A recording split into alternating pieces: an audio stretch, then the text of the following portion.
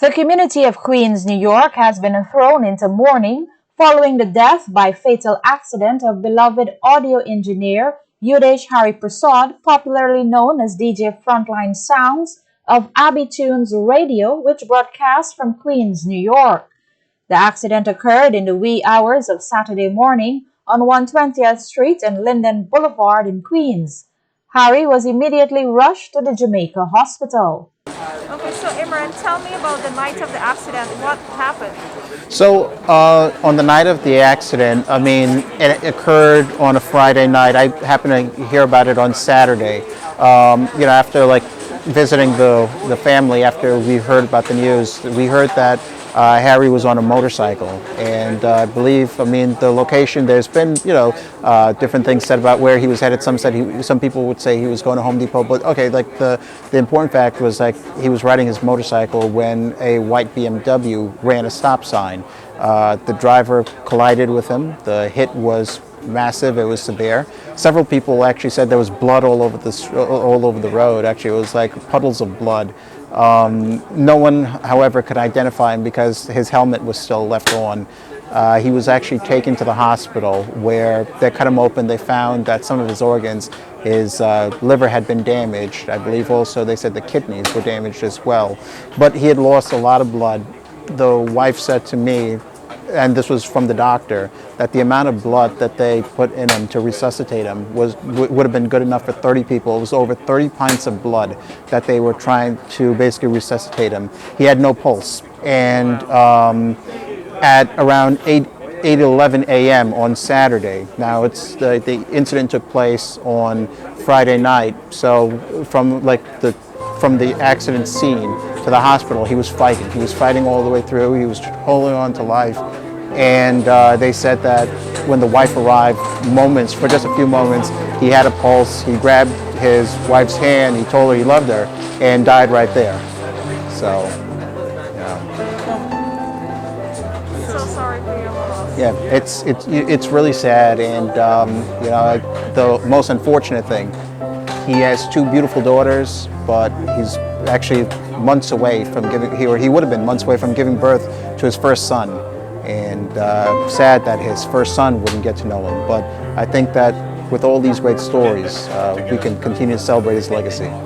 Harry was originally from Kanji, Berbice. He had migrated to French Guiana and Suriname and subsequently returned to Berbice, where he met his wife Lisa and got married in 2003. He subsequently migrated to the United States. Their union would bear two daughters, Priya and Devya, and a son is on the way. Special prayers and singing of bhajans in honor of Harry, who was a staunch Hindu, took place at the home in Queens. Family members, friends, and fans alike paid their respects and told stories of Harry as they remembered him. Others gathered on the tents, keeping wake, playing cards and dominoes, remembering his jovial personality and community spirit. Being his father-in-law is what a dad, like an encounter of a dad to a child. My daughter loves this guy unconditionally. My daughter has been blessed with a husband who provides for her, who has given her, they have two children, wonderful children.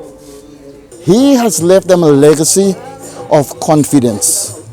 His daughter, his youngest daughter, said he never gives up. And he has left them with that ability to believe in themselves. You know, that's the power of Udesh, to inspire the people that he loves. I met Harry over a decade ago here, where he was part of our events. One of our flagship events that we do is called Chutney Glow, which is a charity event that's very well known. And Harry started with me even before Chutney Glow. So he started with me when we first started the radio.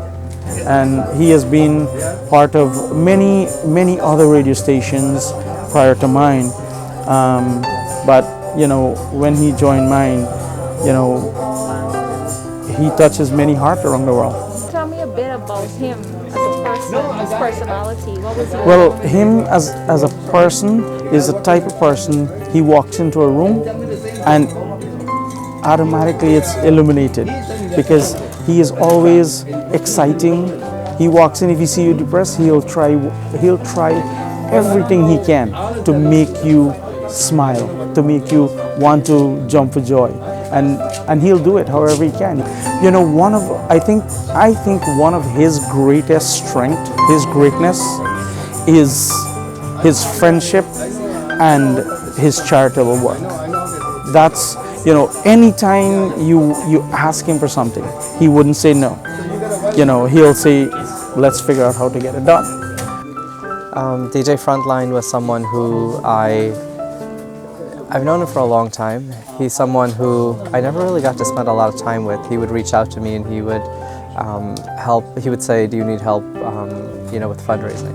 Do you need help with music at an event? He has volunteered his time and his talent countless times. Now, I never took him up on it because I always felt like it's always awkward to ask someone, even if they've offered to help in politics, to ask someone to do these things, but he never stopped. He just continued. And that's how I knew him. He just sent messages to my, you know, he had my cell phone number. And most recently I saw him at a duck curry competition, which I know other people have told you about tonight. I was one of the judges in that competition. And he made, it was duck curry. And we thought he made like a stew duck. So it was very different. You know, we were making fun of him because he looks kind of mixed. And so we were saying that his duck is like a little more international and it's not completely like how we would, you know, how we're used to duck curry. And he was such a good sport about the whole thing. He was a great guy. We had a couple of beers and I'm glad I had that couple of moments with him. So actually, Harry and I, we go way back for about 10 years. I mean, like it's 11 years that I've been in the business of television and radio. And I was, new in the industry, trying to learn about the people in the industry. And at that time, Harry was a part of an internet radio known as Radio Guyana. And I happened to come across his name a couple times, but 3 years later would be when I first met him. And a number of individuals like the Save Abby Foundation, Mr. Roshan Chutran, who's the CEO of Abby Tunes Radio, Mr. Terry Godroj, they had a concert that was marking the return of the legendary Anand Yankran, and I had the honor of being the MC. So it was one of my first few times actually emceeing an event, and getting to learn a lot about the DJs. I can recall that there was a moment where we had a little technical audio issue with the audio, and I turned around to look at the DJ to kind of give him a sign that maybe you should fix that. Harry was the guy, the audio engineer, and he had a very serious look. So I thought to myself, I'm like, okay, maybe you're not a friendly person, but within less than a half hour, I think I probably pulled a corny joke, and Harry was laughing like it's the most hysterical thing. And he had a smile on his face that I remember. It's like every time I see him, he'd always have that smile. So ever since then, he would always be motivating me. And I even had him as a co-host on my TV show once. He'd always tell me about, let's do a show together. Let's do a show together. It finally happened. So we've been friends. We've been brothers for about 7 years. I had the honor. He was also my DJ for a short period of time on the radio. He's remarkable, an abnormally remarkable person that influences so much positivity in all that he interacts with. He's such a unique individual, and he has been a blessing to everyone that interacted in his life. We will surely miss him, but he has left us with the power to carry on. A candlelight vigil was held Sunday evening at the intersection where the accident occurred and saw hundreds of community members coming out to support. Harry's death follows a long list of accidents that has been too often a reoccurrence in Queens due to speeding and what is described as an obsessive car culture. New York's Assembly District Leader Richard David has been for a long time trying to get this message to the community.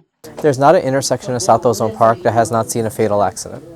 There's not an intersection in South Ozone Park that has not seen some kind of car crash, even if it didn't result in a fatality. Often if you're driving in South Ozone Park and someone has a corner house, you'll see the fence is broken down and the car has gone all the way up to the house. In some cases, they've gone into the house. And so, a community that's dealing with COVID, where we lost a lot of people, because of our obsessive car culture, we've lost a lot of people, and we're losing people every year to car accidents, left and right. And we're a small community. We're not that large.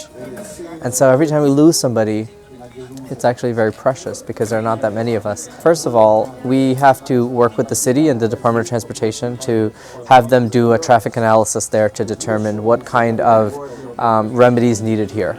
And so maybe we need a four-way stop sign, maybe we need a traffic light, maybe we need a speed bump, or maybe we need something else. But they have to study it to determine what's most appropriate for this area.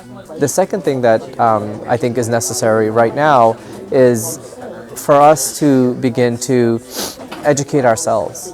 We're a community that takes a lot of pride in buying our kids their first car. A lot of, especially our boys. Some of our boys haven't even finished high school, they're 17 years old, they have a learner's permit, but they already have a really fancy car. We have a really obsessive car culture. And every year, I can't tell you how many of these wakes I go to where young men, usually, have died in a car accident. It's speeding, it's something on the Van Wyck, it's something around here. We have an obsession with cars, and we have to stop. What's really happening too is that a lot of times actually people are speeding, driving excessively, and it's unfortunate. We had a candlelight vigil from last night, but he's just one of many people who candlelight vigils have been held for. Who've been met with a similar fate. Unfortunately, it's going to take a lot more, I'm sorry to say it like this, it's going to take a lot more lives for this idea to be nudged into everyone's heads that they've got to be more careful on the road. Driving is a responsibility. It's a great power. It's a power, and with power comes great responsibility. And for that young individual, one life is lost, and unfortunately for him, one life is ended. Good thing is that he didn't flee the scene. He did comply from what was told, and we can only wish him well in all the days that'll come in his life. This is actually going to be very traumatic for him as well. Harry became popular not only as a DJ, but also because of an original song called O Mere Jaan, which he sang along with Jin Singh, who co-wrote the song along with Farooq Khan. प्यार की बरसात हो और तू मेरे साथ हो और दिल क्या चाहे खुशबुओं की बात हो हाथों में हाथ हो और दिल क्या चाहे ओ मेरी जान हमें जमाल प्यार बिखरा दे मन के बादल मुझ पे बरस और Funeral arrangements for the late Udesh Hariprasad, popularly known as DJ Frontline Soundz, will be announced later this week. For the Guyanese Diaspora News, I'm Jennifer Jabbar.